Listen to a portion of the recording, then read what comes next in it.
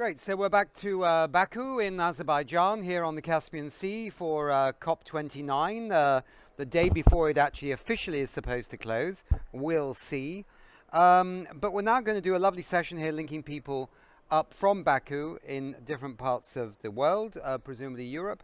I'm going to talk about creativity in climate action. How can creativity inspire change? That's the question we're going to ask today. And we live in a very complex world. We have more information than probably we've ever dreamt of. And yet some of that is questionable. They call it disinformation. I think it's always been around. It's just on a bigger scale than we've seen before. But we have also good information too. But we also have skepticism towards science, which has been growing. We have our own media bubbles, our own social bubbles as well that we all live in. And at the same time, humanity needs to somehow come together in common cause behind this emergency called climate change. So in this session, we'll explore with artists, creators, the issue of creativity writ large, and how maybe creativity, unity, cooperation could give us a new focus on solving these really big solutions. So I have the great pleasure to introduce the following guests, all on the magic of Zoom, can you believe? Emma Stenström, Associate Professor and Co-Director of the Centre for Arts, Business and Culture, Stockholm School of Economics. Can you wave? Who? Yes, it's you. All right. We've got Adama Sane, CEO and co-founder of Moleskine Foundation. Hello? Great. And we've got Kara Urus, Head of Philanthropy at Roskilde Festival. Okay. So we got one in Stockholm. Where you're coming in, Moleskine, from where? Where are you coming in from, Adama? Okay. And where are you coming in, Kara, from? Copenhagen. Copenhagen. Okay. All right. So let's kick off and start exploring this. Let's have a question to everybody. And just jump in or raise your hand if you want to speak. So how are you all individually feeling about the climate crisis today? Despair, hope, something in between? Yeah. Do you feel hopeful about this from where you are sitting? Pessimistic? Feelings? Nobody want to speak? Yeah, go on then. You go first. It's always a bit difficult to know who should speak, but I'll start. I guess it goes back and forth. It varies from day to day. I do feel sometimes I use the expression hopeful skeptic. I am skeptic to lots of things we are doing today and the way we're doing them, but I'm also hopeful that we can find solutions. Mm-hmm. And since I'm a teacher, most of all, I have to stay hopeful. And the students bring hope. Yes, I mean, optimism and pessimism, they're both choices, aren't they? I mean, and which one, it's like the glass half full or half empty. I mean, I think when it's half empty, you feel a bit miserable. When it's half full, you feel a little bit more upbeat, right? So any other thoughts from the group here? I think it's almost like a non-question for me. Like it's when I think about this, whether like you are feel positive or hopeful or not about it, every time comes to mind the words of James Baldwin that when he was talking about the situation in the racial situation in the United States, they were asking me, are you an optimist or a pessimist about it? And the answer is like, I have to be an optimist because I'm alive. And that's it. So for everything else, we go to work. Yeah, exactly. I can see we got another guest coming in, the wonderful Peter Stormare, the actor, and also We Don't Have Time ambassador. Hello, Peter. Yeah, that's that old mute button. People love saying you're muted, but maybe you're not muted. Don't worry. I'm trying it. Okay, you're there. You're there. Good. Yeah, we're just asking how people are feeling generally about the climate crisis. Are we optimists, pessimists? are we alive and therefore we have a chance to do all kinds of great things, like even change the course of climate change? Uh, where are you, Peter, on this? Living in America as you do. Well, I'm not a doom and gloomer. I was born a positive soul. I'm still a positive soul. Even if Trump got elected, I'm positive it's going to give the birth of something new, something great is coming out. And actually, that we are assuming all over the world, it's 5 a.m. in Los Angeles. And I can't even go to say the glass is half empty. It's always half full for me. And I mean, you join the other side. I see a lot of people here in the U.S. They say we're going to move out of the U.S. now when Trump is gone. Especially, it's a lot of famous people, but they're still going to work in Hollywood. They're still going to make a lot of money over here. And for me, it's like giving in to the other side. If you leave a country just because somebody else is winning an election, it's like you're caving into the darkness. You're giving up. You have to be fighting, even if it's the last drop of blood you have and the last cell in your body. You have to fight for the good cause. Yeah. So I'm not a pessimist. The world is doomed, maybe. You know, if it comes to astronomical and scientific matters, the world can't exist forever. Planets can't go on forever. We know that. And human beings can't go on forever, maybe. But even if we're gone, it should be of other reason than to pollute ourselves with fossil fuels or drugs or any other kind of substances that we invent. We should let the course of the cosmos guide us further in life. I'm a positive soul. I sound like a village fool maybe, but that's the way I was born, and that's the way I'm going to go out of this world. Okay, Peter, hold that thought. Okay, so maybe I could hear a little bit, Cara, about your the Roskilde Festival. How does this bring creativity to these complex solutions or complex challenges, whatever, and bring people, in a sense, together in common cause? Yeah, so at the Roskilde Festival, and for those who might not know, Roskilde is the biggest music festival in Northern Europe, but it's also a festival for art and activism.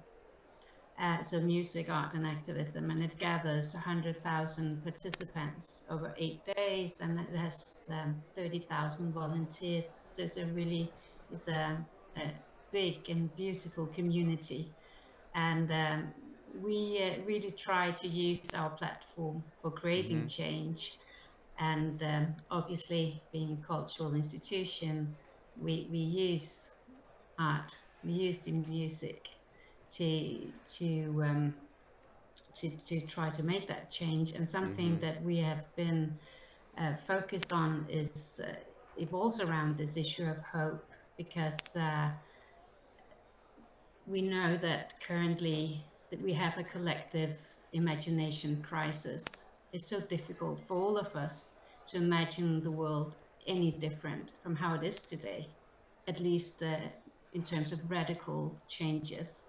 So what we do, if we try to imagine a radical different future, we will usually just add a little bit of something that we already know, that already exists in the world, that we would like a little bit more of. Or what we'll do is that we will take away some of the stuff that we are very familiar with, that we don't like and want less of. So we will add a bit more, a few more trees and a little bit less cars, as an example. So for us at Roskilde, we decided we wanted utopia, something that seems rather like old-fashioned, I think, in 2024. But we decided to have utopia as a theme, and really something evolving the whole festival around utopia, trying to stimulate the idea and the images of a better world and a better future, to really give our community of participants this sense that another world is truly possible and Right. that we can create it together. So it's good, sometimes good to shoot for the stars with an idea, and maybe you might percolate a little bit down to a little bit lower. But yeah, it's better to start off that way than just, as you say, tinker around the edges of what might be a better world. Instead, dream of an even more fantastic world and see where you end up. Yeah. Can I just ask Adama? I mean, how does the art and culture and this sort of thing percolate into your work? How does it? Yeah. Well, I mean, we as a foundation, we work around this idea of creativity for social change. Right.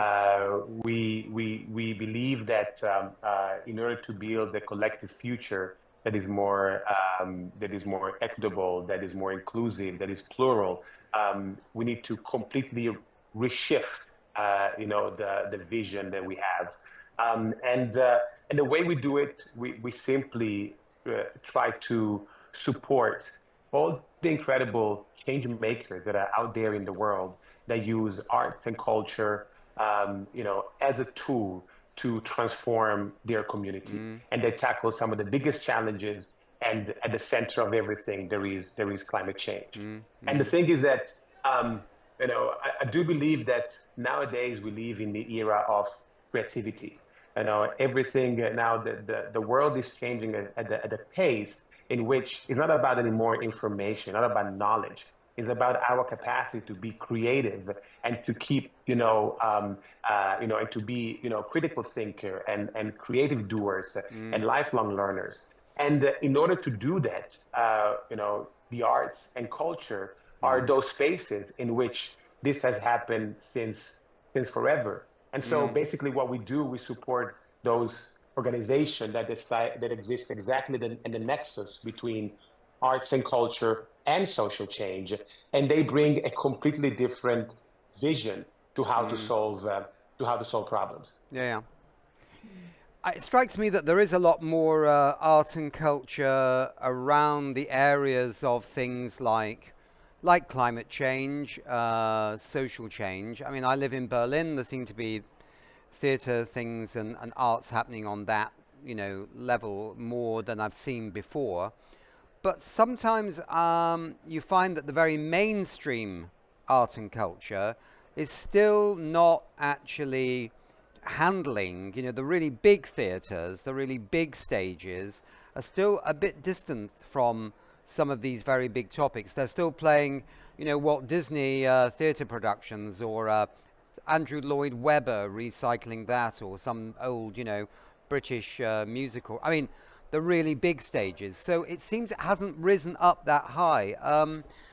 I don't know, Emma, do you get a sense that from your perspective that there is more understanding of the role of all these social and cultural, inputs in the arts to shape people's minds and thinking?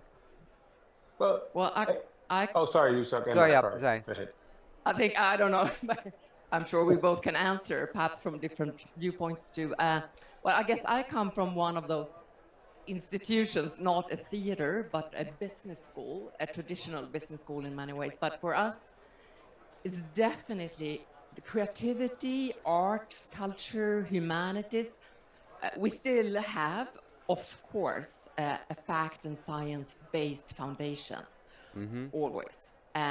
But that's not enough for our students to become those change makers in the future. So we really work very, very hard to add other dimensions like art and culture, and really try to bring in that kind of embodied learning, imagination that Kara talked about, and these visions for the future. And it's so important.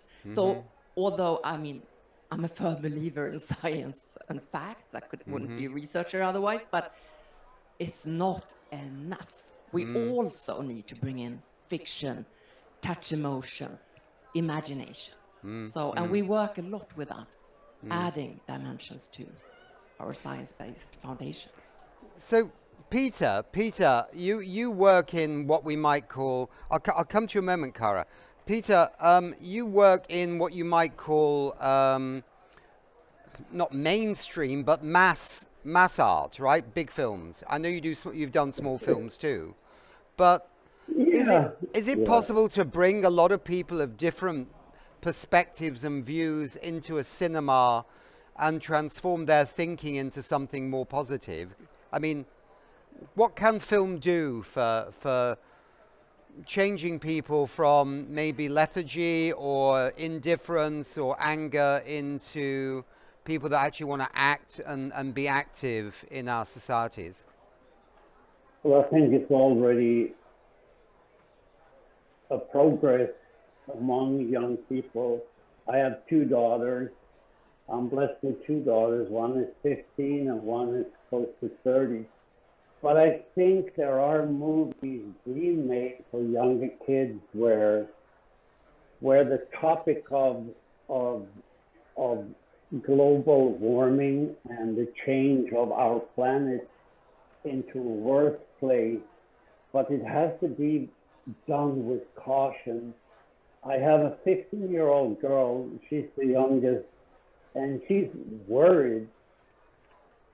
She's being brought up in a world when she's in school and through media, she's bombarded with the information that she's been brought up in a doomed world. This world is doomed, and she's got to be happy as long as she's alive, because in a couple of years she's going to die in a tsunami or an earthquake or something devastating caused by human beings. So she is more depressed about global warming than being engaged in it. Right. My 30-year-old is more engaged and actively engaged in the progress of doing something. She's an avid train rider. She doesn't have a car, and she is taking public transportation, and she's doing small things. And she's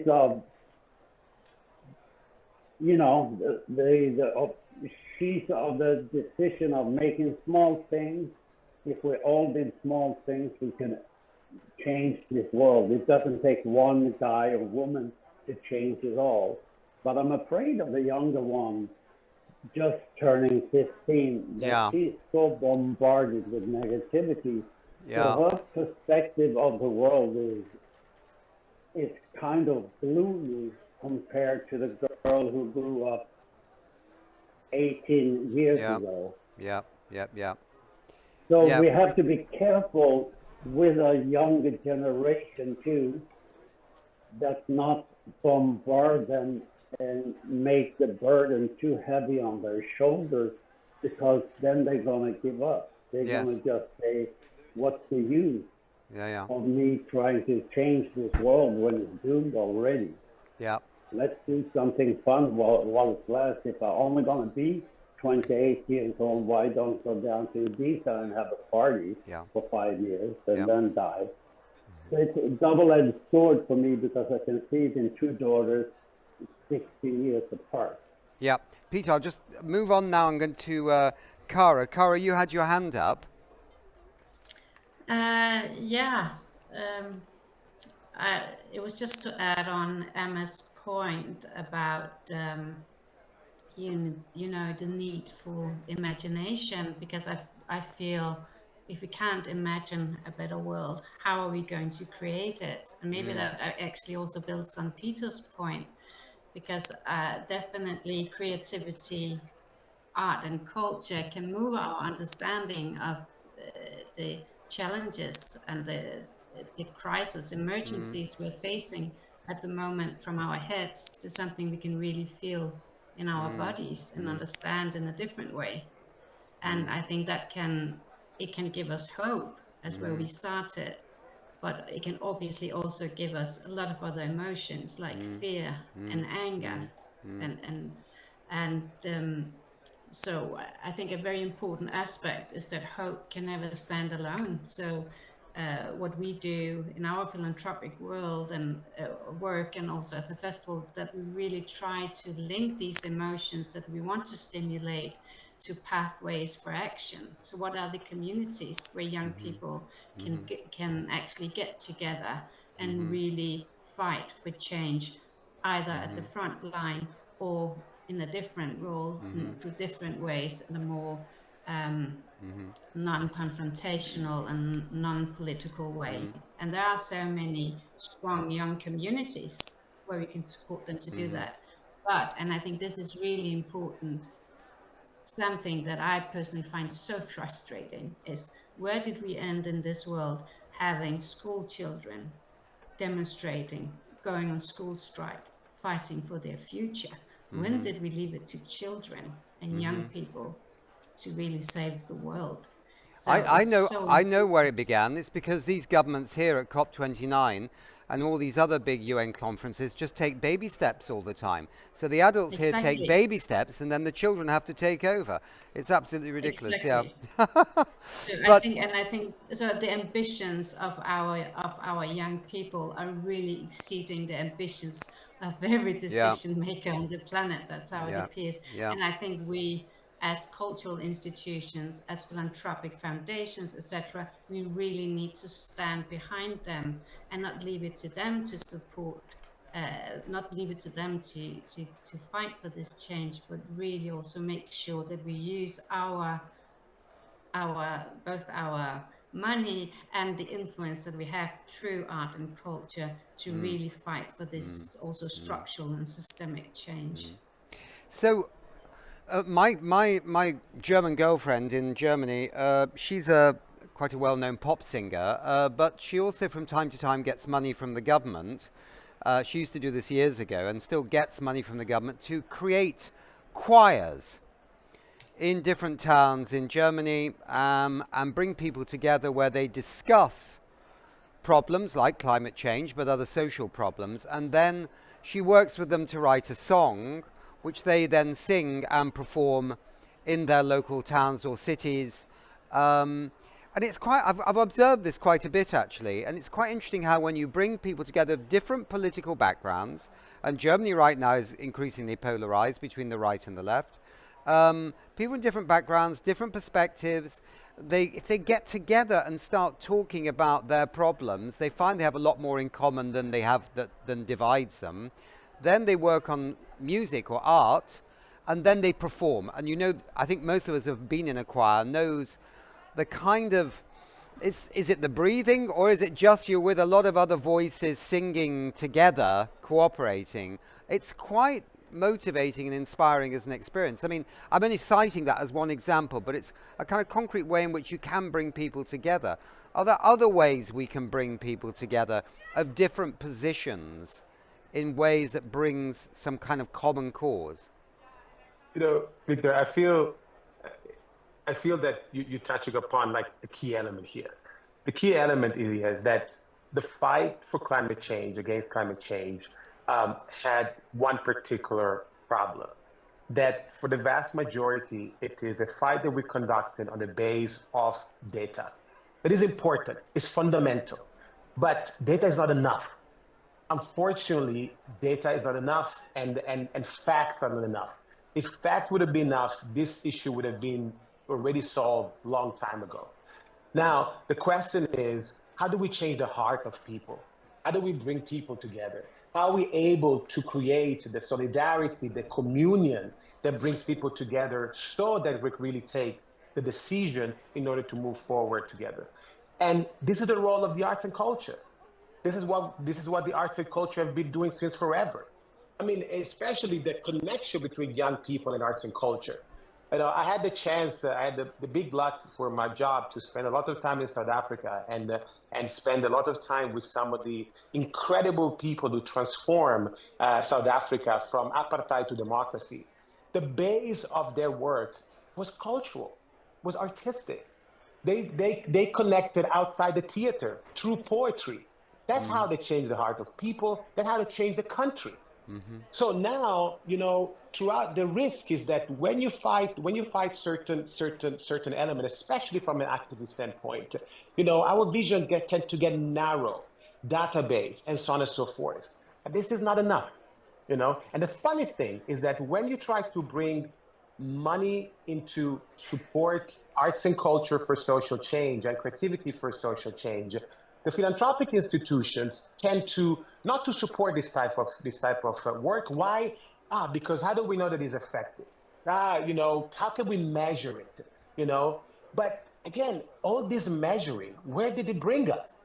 It is time to really, to increase our vision, to really be able to amplify our vision and understanding that we are fundamentally, creatures of meaning. And the only sector that is able to create meaning and to build language, is the arts and culture one. So it is time to really invest seriously in this. Get away from the typical framework that we have in terms of investing in silos for the KPI or the little indicator in the end of the page. Because how do you measure a change of heart? And that's just to say the last thing, just in terms of language. I'm always a little bit critical about this idea of hope. Not because I don't believe in hope, but we had hope. It's been a long time that we had hope. It is time to have a useful dream. And creativity is about doing. So that's the shift that needs to happen. And that's, I think, all the people here are working towards. And so it is time for everybody, from an activist movement, from a philanthropic movement, political movement, to embrace arts and culture, because that is really how we're going to build something different. Okay, we've got 50 seconds left. Emma, have you got a soundbite for us? A soundbite. A soundbite. No, but I totally agree. I think we could do more of that, also bringing people together, creating together. Yeah, exactly. Peter, one last thing. You got a new film coming out? What's happening with you? No, I agree with the previous speakers. Okay. I mean, grassroots movements starting with your neighbors, starting, like John Lennon said, you don't change the world by going to Washington and scream. You start with talking to your neighbors. You start with your own little community. And we, as people who has a possibility to stand in the front, we should just stand up and push this thing to urge art, poetry, and creativity to be on the front line, because I think that's what's missing today. Yeah. I think that's what's really missing. Good point. All right. Thank you very much indeed. We have to end there. We have to move on to another show. Thanks a lot. We could talk for hours about this. Next time we'll have a 20-hour show and 2 more people. So thanks very much indeed. Take care.